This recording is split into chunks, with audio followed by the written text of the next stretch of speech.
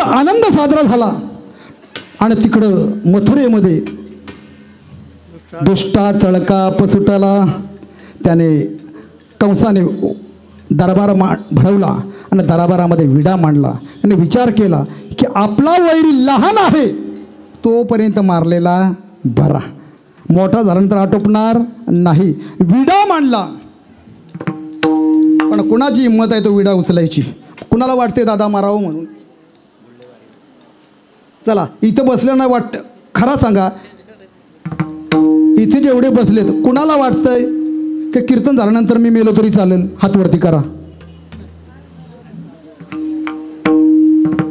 त्याला मुळात मी काय बोलतो त्याच कळला नाही. एका पटपट दोघं जण आहेत ते. देव कसा पारखी तर दोन्ही आईनासारखी. कुणाला वाटत नाही मारावं, प्रत्येक जण त्या विड्याकडे बघतोय पण विडा उचलायची कुणाची हिंमत नाही. शेवटी भावाच्या मदतीला बहीण धावली. द्वापारयुगातली, कलियुगातली नाही, द्वापारयुगातली बहीण भावाच्या मदतीला धावली आणि तिने सांगितलं दादा चिंता करू नको, मी विडा उचलते. तुला म्हणून काळ म्हणून जो आलाय त्याचा मी नाश करते. तिने तो विडा उचलला, सुंदर रूप धारण केलं. तिचं नाव पुतना. आता पुतना कोण होती? रात्री महाराजांनी सांगितलं पूर्वजन्मामध्ये ती बळीची मुलगी. ती पुतना, तिचं नावच आहे पूतना. जिला पुत्र नाही, जिला पुत्र नाही तिला लोकांच्या पोराबद्दल दया येईल का हो?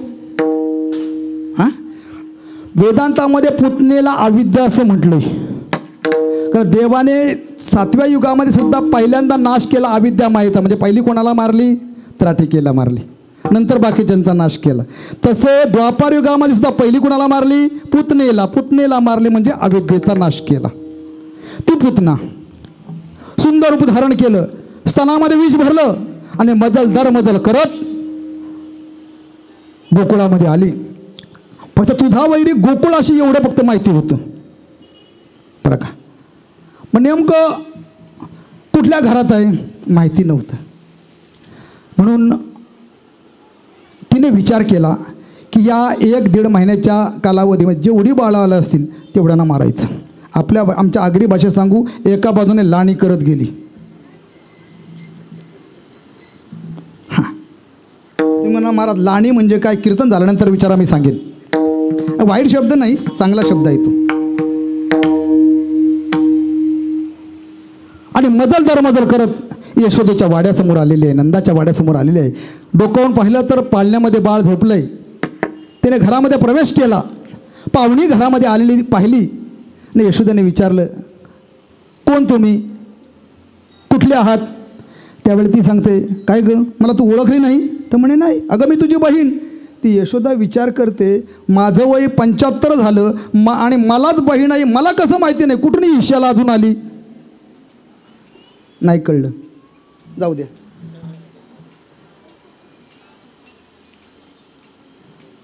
म्हणे तुला बाळ झालं? तर म्हणे हो. मग मला कळवायचं का नाही? भले माझा नंबर नसेल, इंस्टाला टाकला असतं तरी कळलं असतं. फेसबुकला तर आओ जाओ घर तुम्हारा, कोणालाही कळतं. म्हणे बाळ कुठं आहे? म्हणे आत्ताच त्याला आंघोळ घातली. तुमच्या भाषेत काय पाजतात त्याला? बचत गट बोला, त्या बाळाला काय पाजतात? का झाली नाही तुम्हाला? काय बालकडू का? मग ग्राईप वॉटर. बघा यांना माहिती ना, तुम्हाला माहिती नाही. किती नंबर? त्याच्यावर पण नंबर असतात. तुम्हाला बुवा तुला कसा माहिती? मला पण 3 झाली.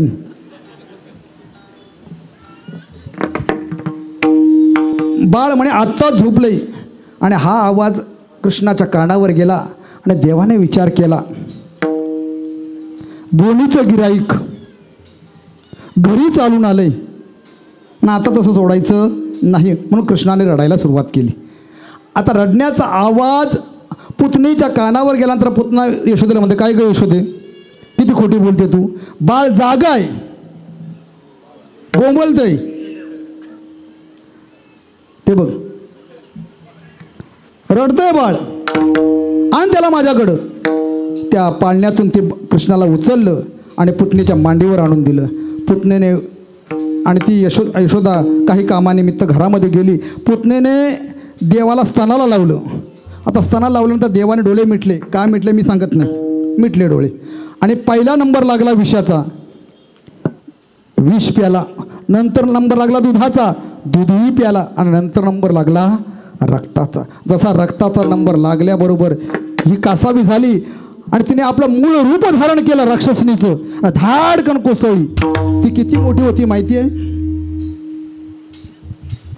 म्हणे, भागवतामध्ये तिचं वर्णन आलेलं आहे. 60 योजनं तिचं लांब शरीर होतं. किती योजनं?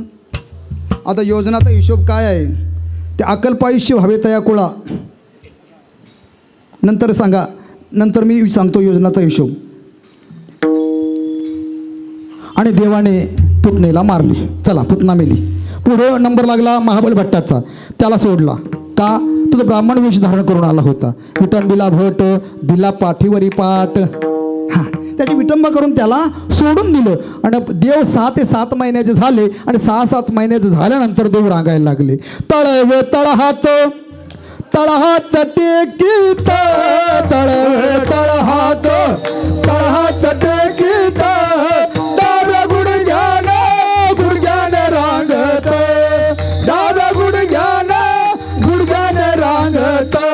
तळवे तळहात तळहात टेकीत, तळवे तळहात तळहात टेकीत, डाव्या गुडघ्याने गुडघ्याने रांगत, डाव्या गुडघ्याने गुडघ्याने रांगत.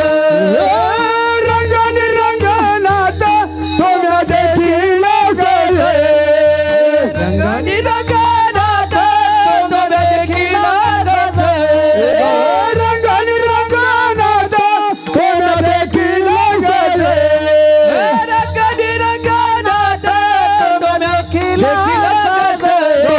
तळहात तळवे तळहात तळवे तळहात तळहात टेकीत, डाव्या गुडघ्याने गुडघ्याने रांगत, डाव्या गुडघ्याने गुडघ्याने रांगत, डाव्या गुडघ्याने गुडघ्याने रांगत.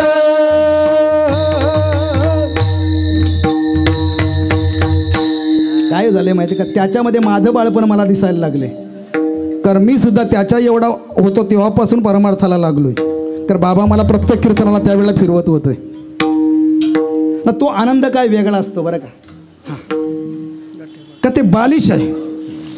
कारण तो त्याचा आनंद स्वर्गातल्या देवाला सुद्धा तो आनंद मिळत नाही. तेवढा आपण सुद्धा कपडे सांभाळून नाचतो, पण ते त्यांच्या ठिकाणी कोणतीच भावना नसते. फक्त एकच आनंद लुटायचा. तो बाळ रांगायला लागला. तळवे तळहात टेकीत, डाव्या गुडघ्याने रांगत. आणि रांगता रांगता भगवंताने अनेक लीला केल्या. भगवान परमात्मा रांगत रांगत आईकडे आला आणि आईला सांगतो, आई अगं बघा 12-25 झाले, मग तुम्ही 12:15ला उरकणार होते. अगं आई भूक लागली, खायला दे. सोमवार उपवास आहे, फक्त 2 कॉफी पिली. भूक लागली आई. तिने सांगितलं थांब थोडा वेळ, कीर्तन होऊ दे. तिने सांगितलं नाही, मला आत्ताच्या आत्ता पाहिजे.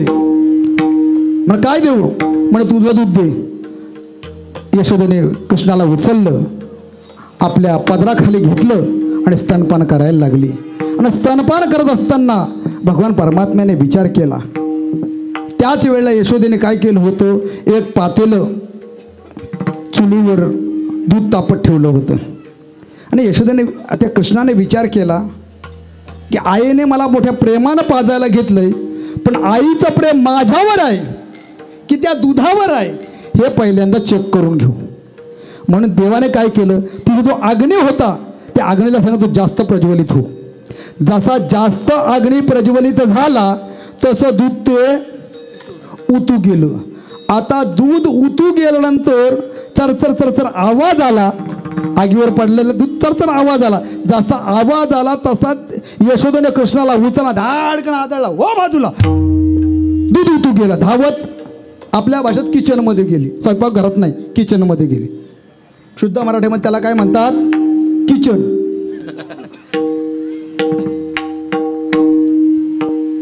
कृष्णाला वाईट वाटलं की आपल्या आईचं प्रेम कशावर आहे? या दुधावर आहे. त्याच वेळेला तिथं एक दह्याचा मोठा माठ भरलेला तिथं होता. कृष्णाने काय केलं?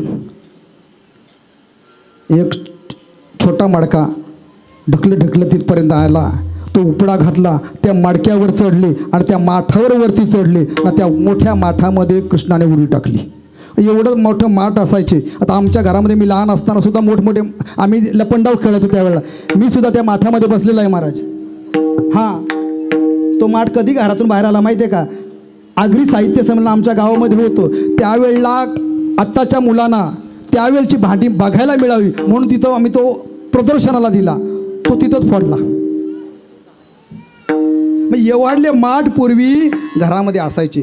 कृष्णाने त्यामध्ये उडी टाकली आणि यशोदा येऊन बघते तर भगवान परमात्मा कुठं दिसत नाही. तिला वाटलं गेला असेल खेळायला आणि मग तिने रवी घेतला आणि रवी त्या माठामध्ये घालून ती घुसळण करायला लागली. आणि ती घुसळत असताना लोणीवरती येत नव्हतं, कारण लोणी यायची खोटी का तो आतल्यात खाऊन टाकायचा. एवढा वेळ झाला लोणी का वरती येत नाही. मग तिने हात जसा आतमध्ये घातला तर याची शेंडीच हाताला आली.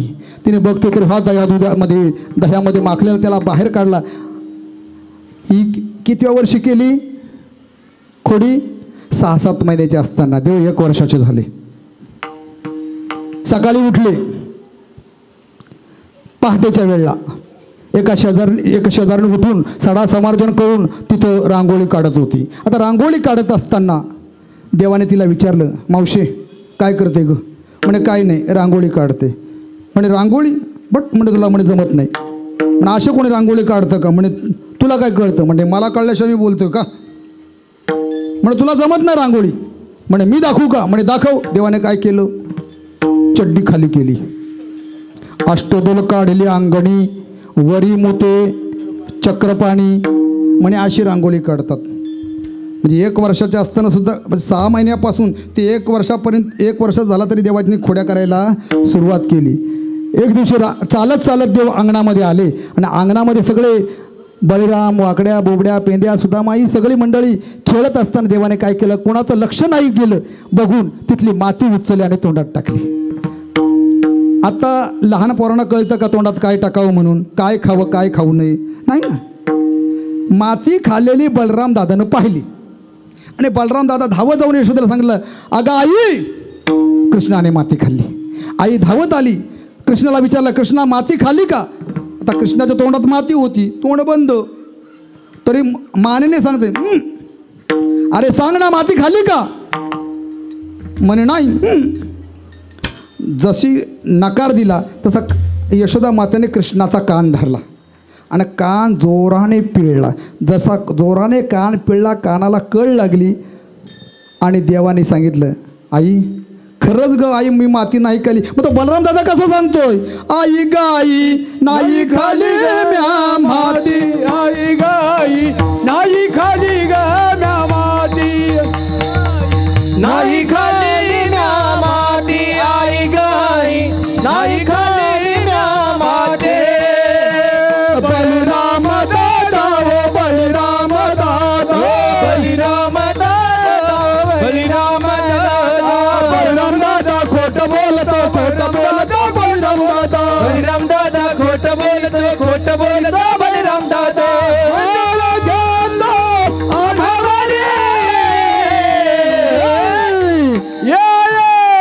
आई गाई नाही खाली ग म्या माती, आई गाई नाही खाली ग म्या माती, आई गाई नाही खाली म्या माती. अगं आई मी नाही खाल्ली माती. मग तो बलराम दादा कसं सांगतोय, बळीराम दादा खोट बोलतो बळीराम दादा. अगं आई तो खोटं बोलतोय. मायेने विचार केला तसा हा सांगणार नाही, मग काय केलं, नाक दाबलं. जसं नाक, कारण माती खाल्ली का बघायची होती, का नाक दाबल्याशिवाय तोंड उघडत नाही. जशी यशोदा मातेनं नाक दाबलं कृष्णाचं तोंड उघडलं, काय दिसलं हो? अनंत ब्रह्मांड उदरी आणि हरी हा बालक नंदा घरी. अशा अनेक प्रकारच्या खोड्या भगवंताने केल्या आणि हा म्हणता भगवंत 5 वर्षाचे झाले. तुम्ही म्हणला 2 मिनिटात पिक्चरमध्ये सगळं चालतं, मग कीर्तनामध्ये काय व्हायला काय हरकत आहे? हां हां, कृष्ण 5 वर्षाचे झाले आणि 5 वर्ष झाल्यानंतर त्याने आपल्या सर्व संघटनांना गोळा केलं आणि त्यानं सांगितलं, हे बघा आजपासून सर्वांनी दही दूध लोणी तूप असं भरपूर खायचं आणि असं मजबूत व्हायचं. म्हणे पेंद्याने विचारलं, देवा कशा करता? म्हणे आपल्याला मथुरेमध्ये जाऊन तिथं कंसाबरोबर मल्लयुद्ध खेळायचं आहे. त्याच्याकरता तुमची आमची सर्वांची शरीरं आपण कशी करायला पाहिजेत? धष्टपुष्ट करायला पाहिजेत. पेंद्याने सांगितलं, देवा ते शक्य नाही. म्हणे का? आमचं सगळं दही दूध तूप लोणी सगळं मथुरेच्या बाजारात विकायला जातंय, आम्हाला फक्त ताक मिळतंय. काय मिळतंय? कुणाला? कीर्तनकारांना आम्हाला. म्हणून तर सगळे कीर्तनकार डेरपोटे. हां, कारण ज्या कीर्तनकाराला पोट नाही तो कीर्तनकारच नाही. आता ज्याचा जेवढा मोठा पोट तेवढा मोठा कीर्तनकार. खरं का खोटा आहे कृष्णा? विनोदाचा भाग सोडून द्या, आपल्याला तिकडे जायचं नाही. म्हणजे तसं नाही मिळत. घरामध्ये चोरी करा. कोण शिकवतोय? देव शिकवते. मग देव म्हणे चोरी करायची? म्हणे हो चोरी करायची. आता विचार करा, म्हणजे चोरी करायला काही साहित्य पाहिजे का नको? म्हणजे काय घेतलं? वस्त्रगळा माती, सराट्याचे काटे आणि लहान खडे. कशा करता घेतले सगळ्यांना माहिती आहे. त्याचा उपयोग काय? तो पेंद्याने विचारलं, देवा ज्याच्या घरामध्ये चोरी करायची आहे, बरं का, ज्याच्या घरामध्ये चोरी करायची आहे तो काय दरवाजा उघडा ठेवील? अहो हमारे घर में चोरी करो. त्यांचे दरवाजे बंद असतील, त्यांचे दरवाजे बंद असतील, मग घरामध्ये शिरायचं कसं? म्हणजे ती चिंता करू नका, मला एक मंत्र येतोय, तुम्ही सर्वांनी डोळे मिटायचे. तो मंत्र मी म्हणणार, तो मंत्र मी म्हटला का तुम्ही आत, मंत्र म्हटला का बाहेर. म्हटलं लई सोपी आयडिया आहे. एका घरामध्ये प्रयोग केला, मिटा डोळे, मिटले डोळे. देवाने मंत्र म्हटला सगळे आत, दही दूध लोणी खाल्लं, म्हणे मिटा डोळे, मिटले डोळे, पुन्हा बाहेर. असं 4-5 दिवस झाले. पेंद्याने विचार केला, डोळं मिटलं की आत ना, पुन्हा आतमध्ये जाऊन पुन्हा डोळं मिटलं की नेमका प्रकार काय तो बघावा. म्हणून पेंद्याने काय केलं, आतमध्ये डोळे मिटून आतमध्ये गेला, दही दूध खाल्लं आणि मग देवाने सांगितलं मिटा डोळे. पण त्याने काय केलं, डोळ्यांवर आसी बोटं धरली आणि या फटीतून नेमका देव काय करतोय हे त्याला बघायचं होतं. ज्याने डोळे मिटले ते सगळे बाहेर, पण याने अर्धवट डोळे मिटल्यामुळं परिणाम असा झाला, पायाचा खालचा जो भाग होता तो आतमध्ये राहिला घराच्या आणि कमरेपासून वर याचं शरीर बाहेर राहिलं. आता असं अडकल्यामुळं पेंद्या लागला ओरडायला. ओरडण्याचा आवाज त्या गवळींच्या कानावर गेला. गवळीने उठल्या आणि त्याला पायाला धरून ओढायला लागल्या. नेमका कोण चोर आहे तो बघावा. आणि बाहेरच्या याच्या संघटनेने विचार केला, त्या आतमध्ये ओढतात ना, हा जर सापडला तर आपलं नाव घेतल्याशिवाय राहणार नाही. मग त्याने त्याच्या हाताला धरलं दोन्ही, ना त्या हाताला धरून पेंद्याला बाहेर खेचायला लागल्या. त्या आतमध्ये खेचतात, हे बाहेर खेचतात. बघता काय, रबर केला ताणून पेंद्याचा. देव हळूच विचारते, पेंद्या डोळे मिटले का रे तू? डोळे उघडे ठेवले का? नाही देवा. म्हणजे अर्धवटच, म्हणून तर अर्धा अडकला. मी डोळे मुकाटात. जसे डोळे मिटले, देवाने मंत्र म्हटला, पेंद्या बाहेर आला ना. अशा प्रकारे देवाने अनेक ठिकाणी चोऱ्या करायला सुरुवात केली, म्हणजे खोड्या करायला सुरुवात केली. आणि खोड्या करता करता करता गोकुळामध्ये चोरी होतोय. नेमका चोरी कोण करतोय हे कळत नव्हतं, पण संशय मात्र कृष्णावरच येत होता. आणि एक दिवशी सर्व गवळणी यशोदेकडे आल्या आणि यशोदेला गाऱ्हाण सांगायला लागल्या. गवळणी सांगती गाऱ्हाणे, रात्रीबाई आला चक्रपाणी. गवळणी सांगती गाऱ्हाणे, रात्रीबाई आला चक्रपाणी. खाऊन दही दूध तूप लोणी अवघे थोरले विरधणे खाऊन दही दूध तूप लोणी अवघे थोरले विरधणे हगे बाई कोणासी आवरे ना हगे बाई कोणासी आवरे ना गे बाई कोणासी आवरे ना गे बाई कोणासी आवरे ना यशोदे बाळ तुझा गाणा कोटवरी झोजूनी गाना यशोदे बाळ तुझा ताना कोटवरी झोजूनी गाना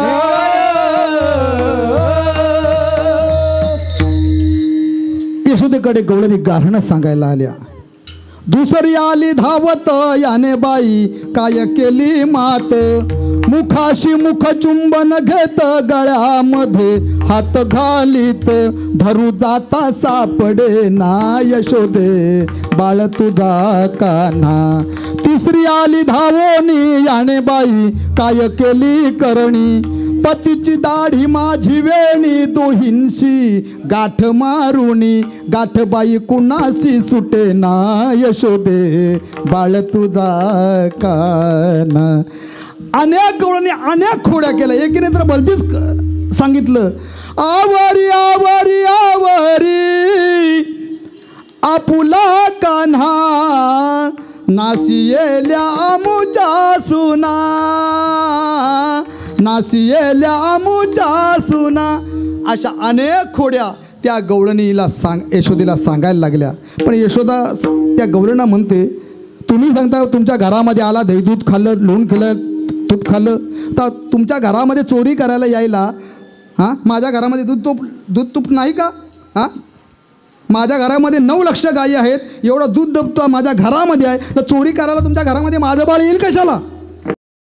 चोरी करायला माझं बाळ काही एवढं मोठं झालं का हां 5 वर्षाचे माझे बाळ अंगणी खेळ खेळ का लटकाच घेता आळ गे गोकुळच्या नारी. हो 5 वर्षाचं माझं बाळ ते. उलट तुम्हीच याच्या खोड्या काढताय. तुम्ही लपवून याचा भोवरा आल घेता शारंग धरा तुम्ही 12 घरच्या 12 गे गोकुळच्या नारी. तुम्ही लपवून याची गोटी लागता याचे पाठी ही एवढी चरित खोटी गे गोकुळच्या नारी. उलट यशोदा माता त्यांना दुष्ण द्यायला लागली. आणि एक दिवशी यशोदेलाही कळलं चोरी केली नंदाच्या नंदने. म्हणजे आपलाच मुलगा चोरी करतोय हे ज्या वेळेला यशोदेला कळलं त्यावेळेला यशोदेने कृष्णाला सांगितलं. काय सांगितलं की कृष्णा उद्यापासून सकाळी सर्व गायी घ्यायच्या आणि यमुनेच्या डोहावर चरायला न्यायच्या. उद्यापासून तुझी परवानगी गोशाळेत. आता काही काहींचा गोशाळेचा पत्ताच नसतो फक्त देणग्याच घेतात गोशाळेच्या नावानं. खरंय का खोटा आहे कृष्णा. गोशाळेचा पत्ताच नाही फक्त रजिस्ट्रेशन आहे गोशाळेचं कागदोपत्री गोशाळा पण तशी कृष्णाची गोशाळा नाही. मी उपरणं वगैरे काय अंथरणार नाही इथं. हां गाईला चारा घाला ना बैलाला चारा घाला या भानगडीत मी कधी पडत नाही. उभ्या 33 वर्षाच्या कीर्तन सेवेमध्ये असा कधी हात केला नाही कुणा पुढं. पारमार्थिक जरी कार्य करायचं असं स्वतःच्या हिमतीवर करून दाखवायचं. तुला गोशाळा बांधायची आहे ना तू कर ना मग लोकांकडे कशाला हात पसरतोस. कीर्तन सांगायचा भिषापात्र अवलंबने दिग्जनी लाजीरवाणे. कीर्तन सांग ना कीर्तन झाल्यानंतर सांगायचं लगेच उपरणं आथरायचं हा कुठला प्रकार. मी सांगतो असल्या प्रकारांना बंद झाले पाहिजेत लक्षात घ्या. मी सांगतो दोष त्यांचा नाही आपला देणाऱ्यांचा दोष आहे तुमचा लक्षात घ्या. ती गोशाळेमध्ये भगवान परमात्म्याला घातलं आणि भगवान परमात्मा पहाटे उठले पितांबर नेसले डोक्याला मूर मुकुट बांधला खांद्यावर घुगड घेतली हातामध्ये काठी घेतली आणि भगवान परमात्मा गायी घेऊन गायी गोपाळ गाई गोपाळ सवंगडे वना, गाई गोपाळ सवंगडे वना, गाई गोपाळ सवंगडे वना, गाई गोपाळ सवंगडे वना. निघाले. आता गाई चरायला लांब गेल्या आणि चरता चरता चरता 1:15 मिनिटं शिल्लक राहिली. आणि मग पेंद्याने सांगितलं, कृष्णा आता बस कर रे बाबा खांदी, कारण हे माझं शेवटचं कीर्तन आहे म्हणून, कारण पुढल्या वर्षीपासून मी काल्याचं कीर्तन करणार नाही. देवाने विचारलं, कृष्णा पेंद्या विचारतोय, देवा आता बस झालं रे बाबा, खांदी भार पोटी भूक, काय कीर्तनाचे सुख, काय खेळायाचे सुख. कारण गायी चरत असताना सवंगडी खेळतात, बरोबर आहे ना. मग कोणकोणते खेळ खेळले असतील? हा मामा हुमरी, विटी दांडू, चेंडू फळी, खेळ मांडीला लगोरी, खेळ मांडला लगोरी, लगोरी, हा मामा हुमरी, विटी दांडू, चेंडू फळी असे अनेक खेळ खेळले. मग सांगितलं, देवा आता बस झालं, आता खेळ बस झाला, खांदी बहार पोटी भूक, काय खेळायचे सुख. मग देवाने सांगितलं, आता एक काम करा, म्हणे काय, ज्या गायी चरत चरत लांब गेल्यात त्यांना पहिल्यांदा वळवून आणा. चला वळू गायी, बैसू जेव एकेटाही, बहु केली वणवण, पाय पिटी झाला शिण. सगळ्या गायी वळवून आणल्या. परत पेंद्या रडताला, देवा सगळ्या गायी आल्या रे, पण एक गाय आली नाही, तिचं नाव मनेरी. मनेरी गाय. ती भाल्या भाल्याना वळवता येत नाही. देवाने सांगितलं, तिला वळवण्याचं काम मी करतो. देवाने तिलाही वळवली आणि मग सगळ्या गायींना पाणी पाजलं आणि गायी रवंत करत बसल्या. त्यावेळेला देवाने सांगितलं आपल्या सवंगड्यांना, म्हणे आता एक काम करा, माझी जशी शिदोरी आहे तशी शिदोरी तुमची द्या बरं. पेंद्याने सांगितलं, कानोबा तुझी घोंगडी चांगली, आम्हाशी का दिली वांगुली रे, कानोबा तुझी घोंगडी चांग. देवा तुमची शिदोरी ना आमची शिदोरी याची तुलना करून कशी जमेल. तुझी सडगुणाने विणले रे आणि आमची नवा ठाई फाटून गेले रे. देवा नाही ना जमणार. म्हणे इथं नाही ना म्हणा, म्हणे आत्ताच्या आता घरी जा आणि घरून घेऊन या. पेंद्याने लगेच त्याच्यावर सोल्युशन काढलं. तू का म्हणे हरी माझे कोण नाही घरी. त्याने सांगितलं, देवा आता आमच्या घरात कोण नाही, नाही मिळणार. म्हणा आता एक काम करा, म्हणे काय, तुमच्या सर्वांच्या शिदोऱ्या एकत्रित करा. सर्वांच्या शिदोऱ्या एकत्रित केल्या. त्यामध्ये देवाने आपली शिदोरी टाकली आणि स्वतःच्या हातानं कुस्करून तो पदार्थ तयार केला, त्याचं नाव काला. आणि त्याने सांगितलं, आता सर्वांनी लाईनमध्ये बसा. देवाने सर्वांना बसावलं आणि स्वतःच्या हातानं भानुदास किती गात आणि प्रसाद देतो पंढरीनाथ. स्वतःच्या हातानं सर्व आपल्या सवंगड्यांना तो प्रसाद दिला. ते खात असताना देवाने सूचना केली, म्हणे माझं ऐका. म्हणे काय, हात धुवायला कोणी यमुनेच्या डोहावर जायचं नाही. पेंद्याने विचारलं का. म्हणे यमुनेच्या डोहावर भूतं आलीत दिवसा.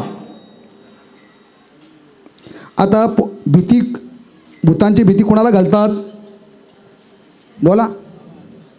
भूतांची भीती कोणाला? लहान पोरांना. मोठी पोरं भूतांना घाबरतात का? वेगळ्या भाषेत सांगू, हां ते भूतच पोरांना भितात. तुम्हाला खोटं वाटत असेल ना, आमच्या तळ्यावर येऊन बघा. तळ्याच्या बाजूलाच मसन वाटे आहे आमची, रोजच्या बाटल्यांचं ढीक पडतं तिथे. आता त्या भूतांना पाहिलं तर ओरिजिनल भूतं घाबरणार तर काय करतील. तरी पण पेंद्याने काय केलं माहिती आहे का, देवाचा डोळा चुकवला आणि डोहापर्यंत गेला. जसा डोहावर गेल्यानंतर काल्याचे आसे देव जली झाले मासे. काल्याचा प्रसाद सेवन करायला मिळेल पण स्वर्गातले देव माशाच्या रूपाने त्या डोहामध्ये येऊन राहिले होते. आणि त्याने पाहिलं एक गिराईक आपल्यापर्यंत आले. मग प्रत्येकाला वाटलं की तो प्रसाद आपल्याला सेवन करायला मिळाला पाहिजे, म्हणून त्यांच्यामध्ये एक स्पर्धा लागली. ते मासे डॉल्फिनप्रमाणे उडायला लागले असे वरती. जसे गोव्याला उडतात ना मासे तसे ते उडायला लागले. पेंद्याने पोहणारे मासे पाहिले होते पण उडणारे मासे का तो गोव्याला गेला नव्हता. पेंद्या गोव्याला गेला नव्हता त्याच्यामुळे त्याला उडणारे मासे माहिती नव्हते. पेंद्या बोंबला त्याला, देवा अरे तू सांगतोय ते खरं आहे. म्हणे का. मग मासे उडताना पाहिले मी, भुताटकी होती तिथं. मग सांगितलं तुला जाऊ नको म्हणून. मग देवा आता हात भरलेत त्याचं काय करायचं. खाताना हात भरलेत ना, म्हणे ते टिरीला पुसा. का टिरीला पुसायला सांगितले, कारण शरीरामध्ये कुठल्याही तुमच्या अवयवाच्या ठिकाणी तो हात लावला तर तो काल्याचा प्रसाद त्या ठिकाणी असणाऱ्या देवतेला मिळेल. आणि एकमेव ती जागा असे तिथं कोणत्या देवाचं अधिष्ठान नाही, म्हणून तिथं पुसायला सांगितले. ना अशा प्रकारे काला भगवान परमात्म्याने यमुनेच्या वाळवंटात केला. माझ्या संतांनी तो कधी चंद्रभागेच्या वाळवंटात, कधी गोदावरीच्या वाळवंटात, कधी इंद्रायणीच्या वाळवंटात केला. आणि तोच काला तुम्हा सर्व मायबापांच्या साक्षीनं या विचुंबेच्या भगवंताच्या प्रांगणामध्ये मोठ्या दिमाखामध्ये साजरा केला. ज्ञानेश्वर माऊली ज्ञानराज माऊली तुकाराम, ज्ञानेश्वर माऊली ज्ञानराज माऊली महाराज ज्ञानेश्वर ज्ञानेश्वर ज्ञानेश्वर माऊली ज्ञानराज माऊली तुकाराम, ज्ञानेश्वर माऊली ज्ञानराज माऊली महाराज ज्ञानेश्वर माऊली ज्ञानराज माऊली तुकाराम, ज्ञानेश्वर माऊली विठ्ठल जय जय विठ्ठल, विठ्ठल जय जय विठ्ठल, विठ्ठल जय जय विठ्ठल, विठ्ठल जय जय विठ्ठल, विठ्ठल जय जय विठ्ठल, जय जय विठ्ठल. शिंक लाविले दुरी होतो तिघांचे मी तुझे वारे डोईकडे, मुख पसरो निगडे, मुख पसरो निवडे, वाहतीच्या दारा, वाहतीच्या दारा, कोपरा ग्यारे दोईच्या कोपरा, वाहतीच्या दारा, वाहतीच्या धारा, यारे दोहीच्या कोपरा, यारे दोहीच्या कोपरा, यारे दोहीच्या कोपरा, यारे दोहीच्या कोपरा, यारे दोहीच्या कोपरा, यारे दोहीच्या कोपरा. तुका म्हणे हाती टोका, तुका म्हणे हाती टोका, तुका म्हणे हाती टोका, तुका म्हणे हाती टोका. आणि कौरने दिल का, आणि कौरोने दिल का, आणि गौरोने दिलो का, आणि गौरोने दिलो का, आणि गौरोने दिलो का, आणि गौरोने दिलो का. तुम्ही वारे दोहीकडे, तुम्ही वारे दोहीकडे, तुम्ही वारे दोहीकडे, मुख पसरोनी भले, मुख पसरोनी कंठी धरिला कृष्ण मणी, अवघा जनी प्रकाश, काला वाटू एकामेका वैष्णवनिका संभ्रम, अकोलिया ब्रह्मादिका उत्तम लोका दाखवू, काला वाटू एकामेका वैष्णवनिका संभ्रम. तुका म्हणे भूमंडळे आम्ही बळीवीर गाडे, काला वाटू एकामेका वैष्णवनिका संभ्रम. बोलिलेले कुरे बेडी वाकुडी उत्तरे, क्षमा अपराध महाराज तुम्ही सिद्ध, नाही विचारिला अधिकार म्यापुला, महाराज तुम्ही सिद्ध. तुका म्हणे ज्ञानेश्वरा राका पाया पैकिंकरा, क्षमा अपराध महाराज तुम्ही सिद्ध. ज्ञानदेव तुकारा, ज्ञानदेव तुकाराम, देव तुकाराम, ज्ञानदेव तुकाराम. झाले समाधान तुमचे देखील चरण, उठावीसे मना येत नाही नारायणा, आजुरवाडी कपने तेजा पडले केने, आता उठावीसे मना येत नाही नारायणा, तुका म्हणे भोग गेला निवारी लाला, आता उठावीसे मना येत नाही नारायणा, करोनी आरती चक्र पाणी वो वालती, नवस धन्य काळ हा दिवस, पहा पहा ओ सगळा पुण्यवंत तुम्ही बाळा, पुरल नवस धन्य काळ हा दिवस, कावाही टाळी उभा सन्निध जवळी, पुरले नवस धन्य काळ हा दिवस, प्रेमस प्रेम आरती गोविंदा ते वो वाळती, धन्य धन्य ते लोचन नित्य करती अवलोकन, बाळा प्रौढाणी मुग्धा वो वाळी ती परमानंदा, धन्य धन्य ते लोचन नित्य करती अवलोकन, नामा म्हणे केशवा ते देखून राहिलो तटते, धन्य धन्य ते लोचन नित्य करती अवलोकन, युगे 28 विटवरी उभा, वामांगी रकुमाये दिशने वेजोबा, पुंडलिकाच्या भेटी परब्रह्माले गा, चरणी वाहे भीम जन्म उद्धरी जगा जय देव जय पांडुरंगा रखुमाई वल्लभ राईच्या वल्लभ पावे जीव लगा जय देव तुळशी माला गळा करडेवणी काठी माझे पीतांबर कस्तुर लल्लाडी देव सुरावर नित्य बेटी गरुड हनुमंत पुढे उभे राहते जय देव जय पांडुरंगा रखुमाई वल्लभ राईच्या वल्लभ पावे जीव लगा जय देव आषाढी कार्तिकी भक्त जन येती चंद्रभागे मध्ये स्नान करते दर्शन हेळा मात्रे तयोय मुक्ती केशवाची नामदेव भावे हालती जय देव जय पांडुरंगा रखुमाई वल्लभ राईच्या वल्लभ पावे जीव लगा जय देव आरती ज्ञान राजा महाकैवल्य देता सेवती साधू संत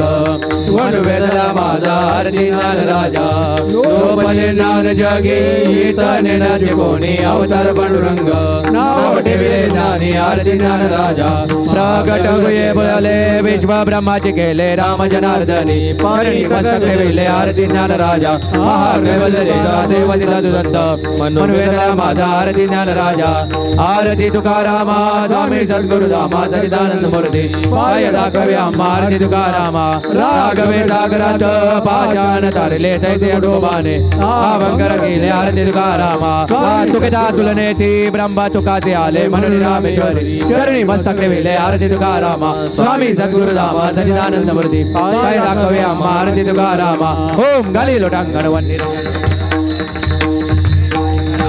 भावे वाले म्हणे रमा डल रखमाय डोबा रखमाय हे जीवावी माझे आस पंढरीचा वार करी वारी चुकोने संगी सर्व काळ अखंड प्रेम पंढरीचा वार करी वारी चुकोने चंद्रभागे स्नान तुका मागे पंढरीचा वार करी वारी अकल्प आयुष्य वावे तया कुळा माझी आस कल्पनेचे वादन कोणे काळी अंकाराचा वारा न लागोरा जसा माझी नामा म्हणे तया असावे कल्याण ज्या कल्पनेचे वादन कोणे काळी संत मंडळी मागणे ते एक तुझ प्रती आहे या संतांची निर्वेची मजती तुका म्हणे आता उदार तो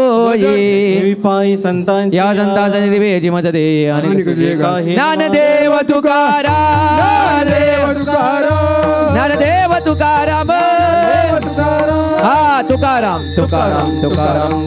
पुंडलिक वरदारी विठ्ठल श्री ज्ञानदेव तुकाराम पंढरीनाथ भगवान की जय।